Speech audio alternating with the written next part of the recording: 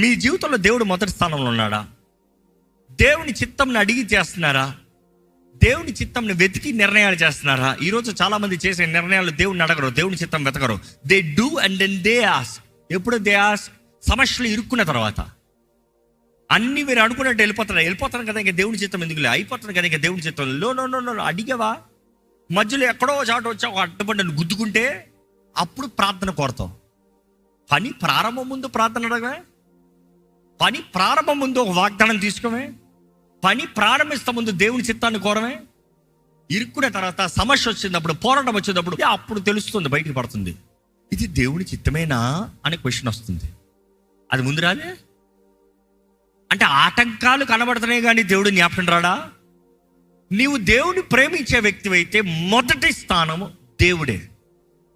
నీ జీవితంలో మొదటి స్థానంలో దేవుడు ఉన్నాడా? ఉన్నాడంటే నువ్వు దేవుని ప్రేమిస్తున్నాడు, లేకపోతే నువ్వు దేవుని ప్రేమి